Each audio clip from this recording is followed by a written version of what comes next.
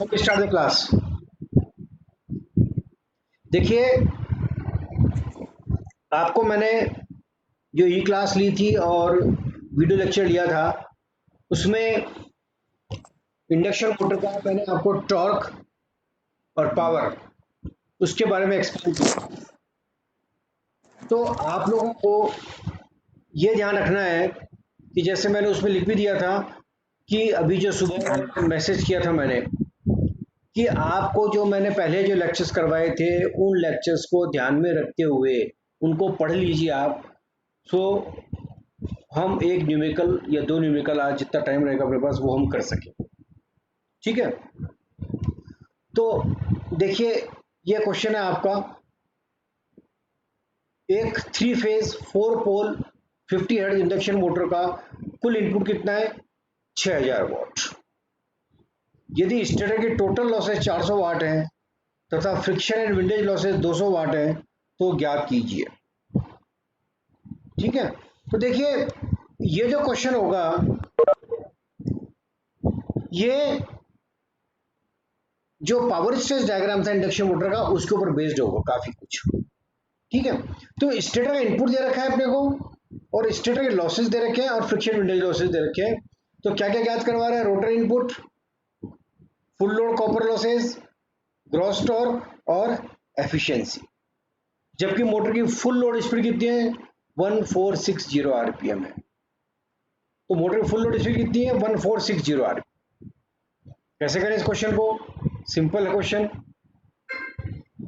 क्या क्या दे रखा है आप लोगों को? देखिए, P बराबर 4 दे रखा है,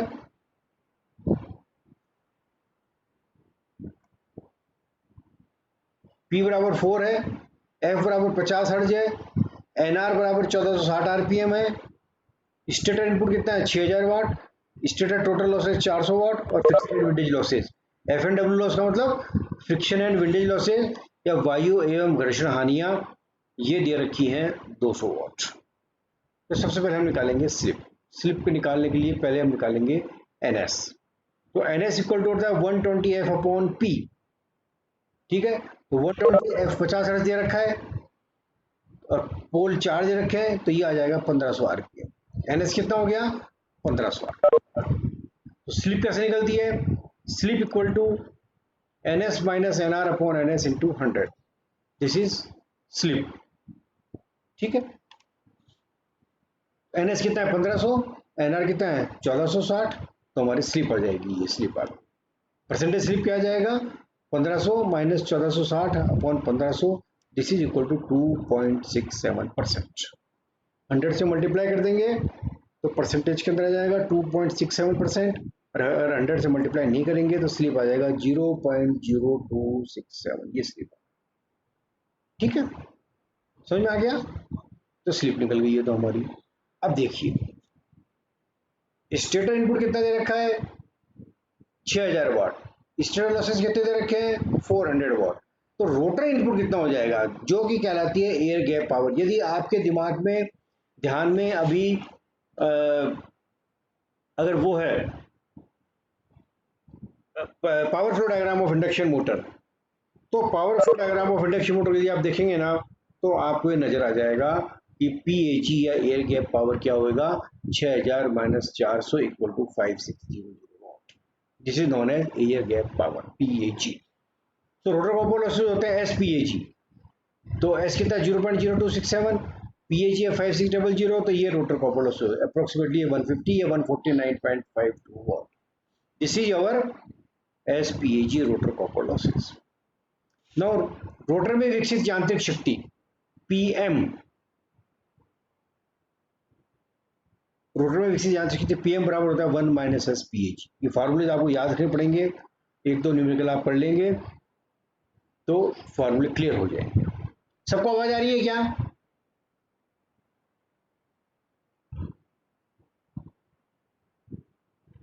सबको आवाज आ रही है? हेलो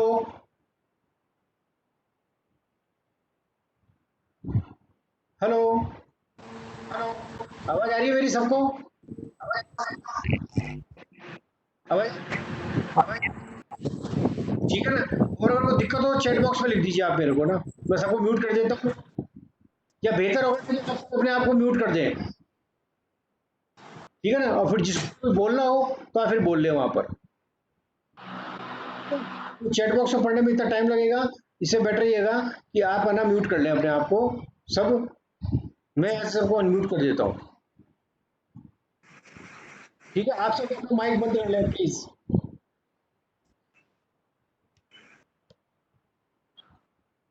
तो ये हो गया रोटर में विकसित यांत्रिक PM equal to 1 minus S PAG, S की वैल्यू है 0.0267, तो ये आ जाएगा पीएम, ठीक है। तो पीएम कितना हो गया 5450.48।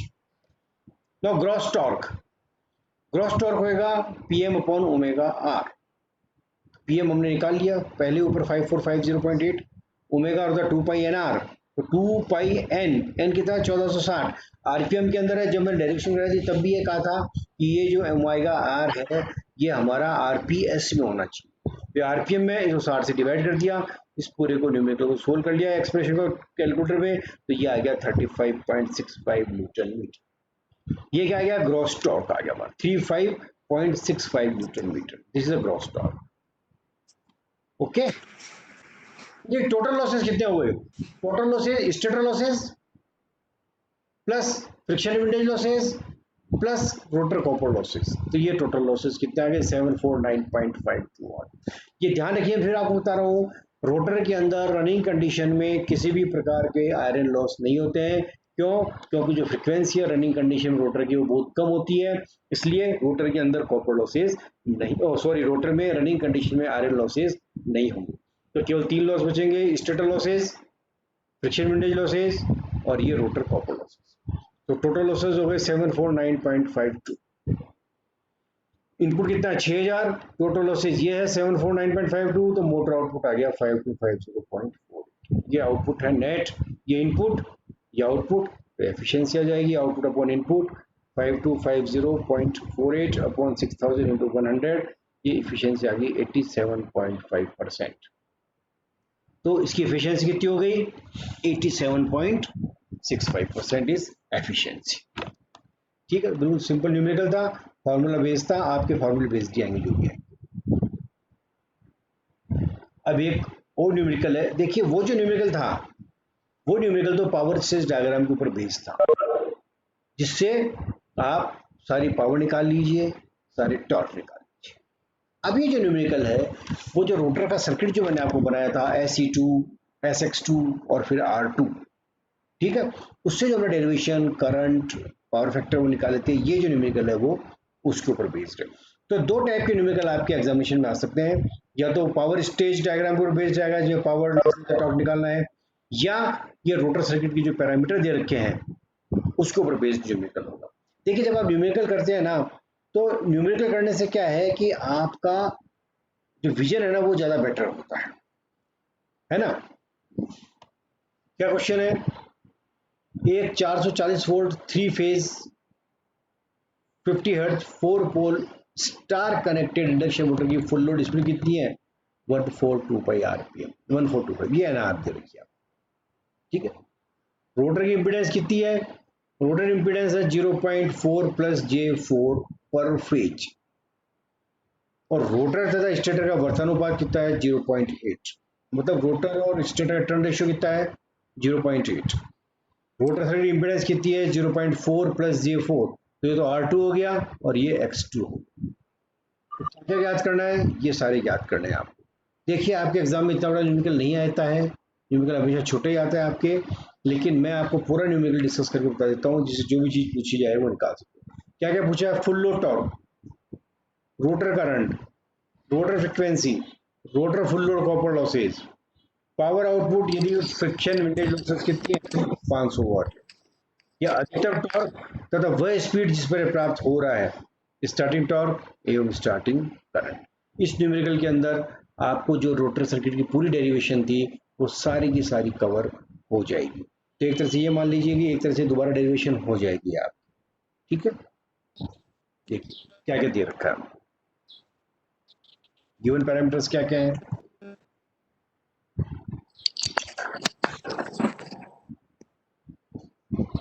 given is P2 equal to 4, P equal to 4 number of poles, frequency F equal to 50 Hz और NR rotor speed is 1425 RPM दी हुई है।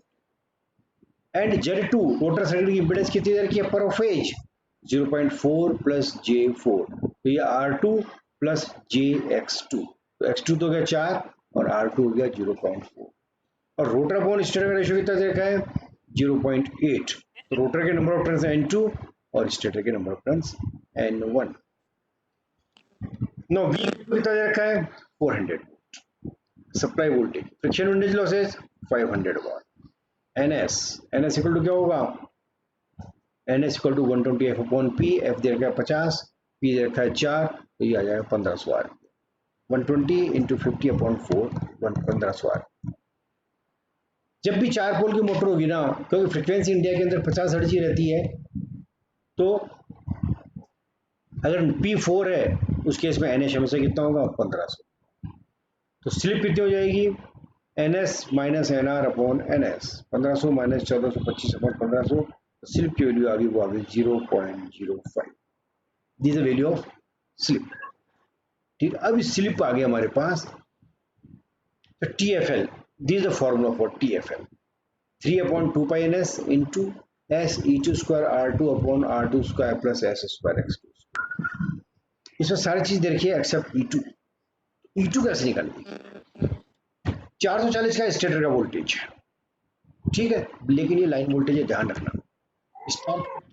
स्टार कनेक्टेड मशीन है ये, तो रूट 3 से डिवाइड कर देंगे इसको, फेज वोल्टेज आ जाएगा, और 0.8 टर्न्स रेशियो है ये स्टेटर रोटर अपॉन स्टेटर का, तो 0.8 से मल्टीप्लाई करेंगे इसको, तो ये आ जाएगा रोटर का वोल्टेज E2। ये ध्यान रखना है, E2 इस तरह से निकलेगा इसके अंदर। दोबारा फिर कह रहा हूँ, स्टार कनेक्टेड यदि है तो लाइन वोल्टेज और फेज वोल्टेज अलग अलग आएगा, न्यूमेरिकल में सारी जगह हम फेज वोल्टेज काम में देंगे, तो ये फार्मूला आ जाएगा।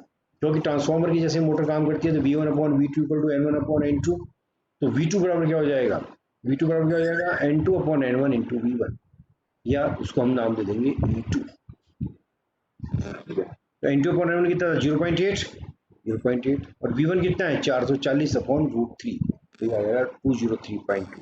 अगर डेल्टा कनेक्टेड तो लाइन वोल्टेज और star phase voltage, line voltage और फेज वोल्टेज दोनों बराबर।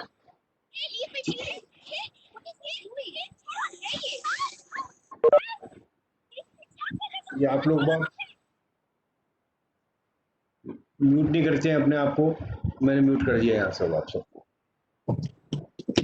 ठीक है।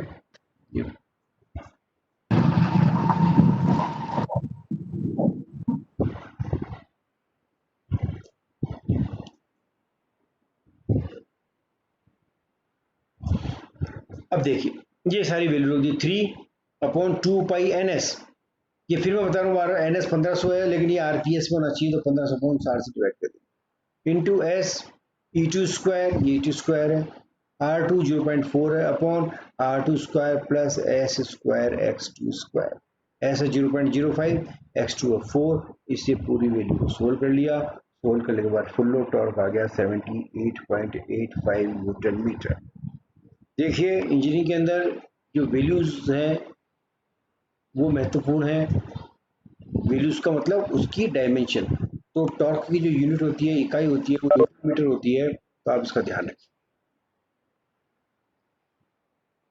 Now F R equal to क्या होता है SF, एस 0.05, F 50 हर्ट्ज है, तो ये हो जाएगा 2.5 हर्ट्ज। तो रनिंग कंडीशन में रोटर की फ्रिक्वेंसी कितनी हुई 2.5 hertz is the rotor frequency, ठीक है। अब I2 बराबर होता है SE2 upon R2 square plus S square X2 square का under root, this is the value of I2, ठीक है। वैल्यू सब्स्टिट्यूट कर दीजिए, S E2 आ गया, R2 square plus S square X2 square, ये करंट आ जाएगा 22.72, और चूंकि मोटर स्टार कनेक्टेड है तो लाइन करंट और फेज करंट दोनों हमारा सेम रहेगा, ठीक है। ये I2 आ गया। तो फुल लोड कॉपर लॉस देखिए, वहां पर पिछले न्यूमेरिकल हमने फुल लोड कॉपर लॉस निकाले थे, वो निकाले थे SPAG से, तो PAG तो है दे नहीं रखी अपने को, तो full load rotor copper loss निकलते हैं 3I2 स्क्वायर R2 आपको पता है रोटर कॉपर लॉसेस होते हैं 3 से मल्टीप्लाई इसलिए किया क्योंकि 3 फेज मोटर है, इसलिए पर फेज की बजाय हम निकालेंगे 3 फेज। तो 3 I2 22.72 और R2 0.4, this is equal to 620 volt. अब पीएजी हम इससे निकाल सकते हैं, चलिए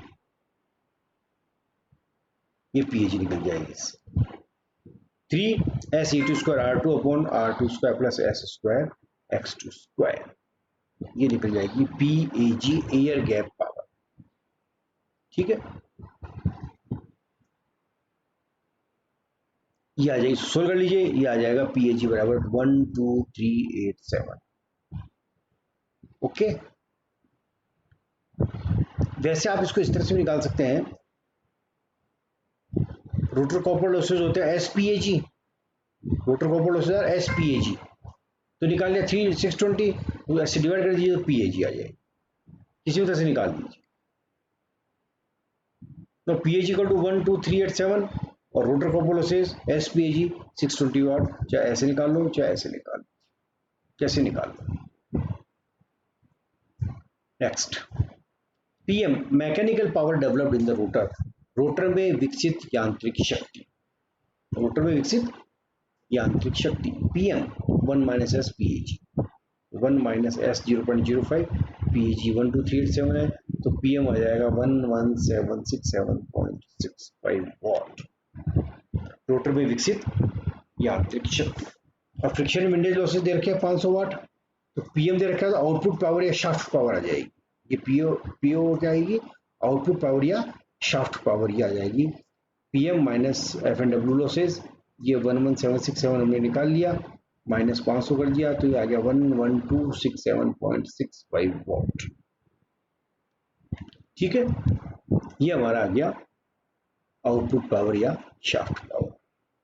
अब देखिए maximum torque, next is maximum torque, fourth is maximum torque. Maximum torque का फॉर्मूला होता है 3/2 pi NS into E2 square upon R2X2. This is the maximum power.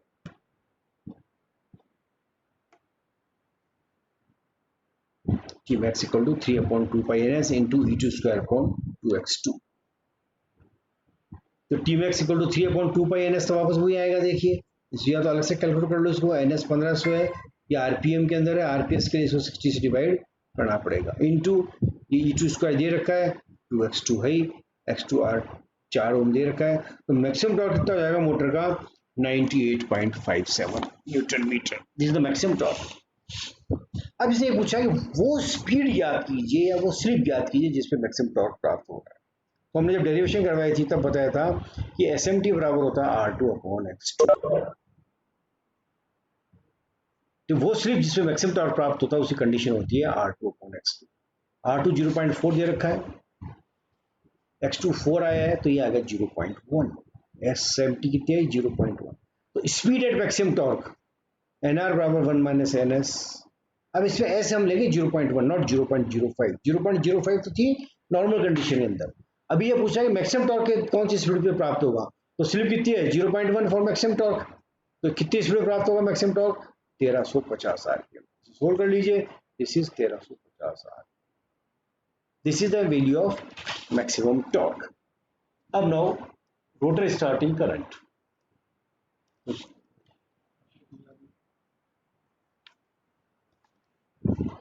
Now rotor starting current I2S start E2 upon R2 square X2 square. देखिए यहाँ पे S हटा दिया है, S क्यों हटा दिया, क्योंकि S की वैल्यू स्टार्टिंग कितनी होती है 1। ठीक है, तो ये E2 है 203 point upon R2 square 0.4 square plus 4 square, ये स्टार्टिंग करंट आ जाएगा। ठीक है, कितना आ गया 50.5 एम, ये आया है स्टार्टिंग करंट रोटर के अंदर। अब देखिए अगर मोटर करंट निकालना है आपको, तो वही I1/I2 इक्वल टू N2/N1, इस फॉर्मूले से निकाल लीजिए। N2/N1 कितना दे रखा है 0.8, I2 कितना दे रखा है 50.5, तो I1 कितना हो जाएगा I2/0.8, I2 कितना है 50.5 अपॉन 0.8 कर दीजिए उसको, ये 50.5 नहीं है, गलत है motor, I1/I2 equal to N2/N1, N2/N1 is 0.8,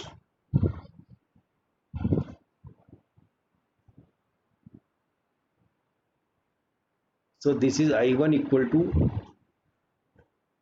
N2 upon N1 कितना दे रखा है 0.8 दे रखा है ना, तो I1 इक्वल टू क्या हो जाएगा I2 से मल्टीप्लाई हो जाएगा। ठीक है 50.5 इंटू 0.8, ये गलत है ये वाला, ये ठीक ये वाला था। तो कितना हो जाएगा 40.4 एम्पियर मोटर का इनपुट करंट हो जाएगा। सप्लाई करंट कितना हो जाएगा 40.4 एम्पियर। और स्टार्टिंग टॉर्क जो है वो हो जाएगा आपके, वही फार्मूला है फुल लोड टॉर्क में S इक्वल टू 1 रख दीजिए तो वो आ जाएगा starting torque. Starting torque T start equal to 3/2 pi NS into E2 square R2 upon R2 square plus full load torque डालते हैं S आता था, यहाँ पे भी S आता था, दोनों जगह से S हट जाएगा क्योंकि स्टार्टिंग में S की वैल्यू कितनी है 1 है। ठीक है तो ये वैल्यू रख दीजिए सारी की सारे वैल्यू रख दीजिए। ये स्टार्टिंग टॉर्क कितना आ गया 19.52 न्यूटन मीटर, ये हमारा स्टार्टिंग टॉर्क। ठीक है तो देखिए इंपॉर्टेंट चीज क्या है, स्टार्टिंग करंट देखता हूं मैं कितना है। Starting current 50 ampere, starting current देखिए कितना है 50 एम्पियर। ठीक है जब फुल लोड करंट कितना है इसमें अपने आएगा full load current, full load current में देखता हूं कितना आया। अच्छा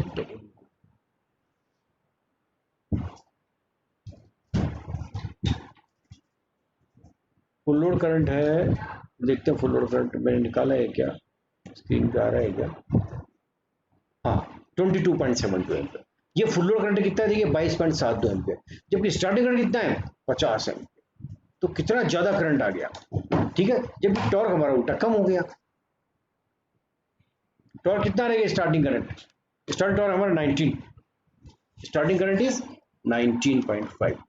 तो देखिए डीपली अगर एनालिसिस करें ना हम, तो स्टार्टिंग करंट कितना ज्यादा होगा लेकिन टॉर्क हमारा फिर भी काफी कम रहा है। ठीक है तो हालांकि आपको इतना डिटेल में जाने की जरूरत नहीं है क्योंकि आप इतना कोई अपना एनालिसिस करना नहीं है। तो बेसिकली जो न्यूमेरिकल है उसका मैंने आपको बताया है कि किस तरह से अपने को प्रॉब्लम सोल्व करनी है। अब आपको क्वेश्चन हो तो चैट बॉक्स में लिख दीजिए आप, मैं सबको अनम्यूट कर देता हूँ, आप जो भी पूछना चाहें 1 मिनट को अनम्यूट कर देता हूँ, वी कैन इंटरैक्ट। नॉर्मल चल रहा है, जिससे काम कर रहे हैं, क्लास भी ले रहे हैं। हाँ आप बोलिए किसी को कोई प्रॉब्लम है क्या, न्यूमेरिकल समझ में आ गया क्या थोड़ा बहुत, क्योंकि 100% तो समझ में इसलिए नहीं आएगा कि जब तक आप पीछे का नहीं पढ़ोगे ना 100% समझ में नहीं आएगा।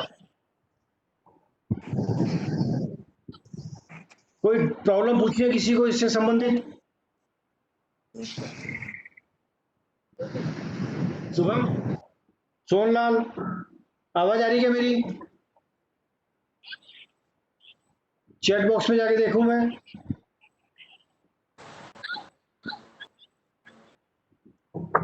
चैट बॉक्स में अगर आप कुछ टाइप कर दो चाहे। जी सर आवाज आ रही है। हाँ कोई प्रॉब्लम आई क्या इसमें के अंदर, नो सर नहीं आई। देखिए आप ऐसा है अगर कोई भी प्रॉब्लम नहीं है इसका मतलब आप पढ़ के नहीं आए ढंग से। अब वापस आप ऐसा करना, जो मेरे शुरू के लेक्चर है और जो मेरे नोट्स हैं वो मैंने सारे आपको व्हाट्सएप भी किए हुए हैं, यूट्यूब पे भी डाल रखे हैं। उनमें लगा दे गरम घरों पर जाओ, गरम राजस्थान घरों पर जाओ या 45 किलोमीटर को मान लीजिए। ये क्या हो रहा है कि क्लास लेने तो ढंग से लीजिए आप लोग बात, ये फालतू गरम दुकान लेके हो चप्पल में ये फालतू क्या तो इसके अंदर आप काल ले दो चप्पल में।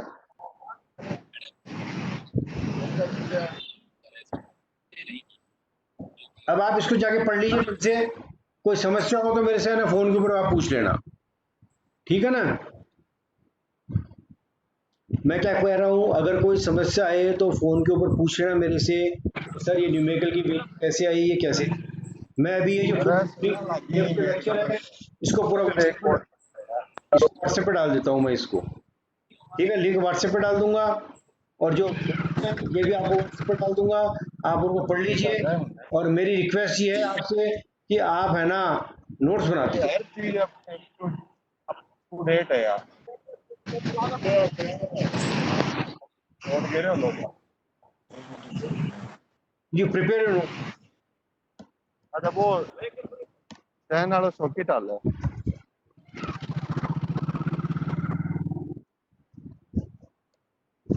आप लोग खुद म्यूट नहीं करते अपने माइक को, मुझे म्यूट करना पड़ रहा है। पता नहीं, जब आपको इतनी बार समझा दिया क्लास में आओ तो माइक को म्यूट कर दें आप। ठीक है, तो आप ऐसा कीजिए, शुरू से जो मेरे लेक्चर है, जो मैंने शुरू से चीज पढ़वाई है, रोटरी मैग्नेटिक फील्ड 3 फेज और 2 फेज दोनों का, principle of operation of 3 phase induction motor, working principle, speed, slip, power, torque और पावर स्टेज, और उसके बाद ये न्यूमेरिकल। अब नेक्स्ट क्लास मंडे को जो मैं क्लास लूंगा, मंडे को क्लास के अंदर आपको इसका फेजर डायग्राम और इसका इक्विवेलेंट सर्किट में एक्सप्लेन करूंगा। ठीक है, तो आप इसको ढंग से समझ लीजिए, प्रॉपर्ली नोट्स बना लीजिए, और उसके बाद जब अपना कॉलेज रीओपन होएगा तो वो नोट्स ही आपके एक तरीके से ट्यूटोरियल का काम कर जाएंगे। ठीक है, हेलो सर। ओके।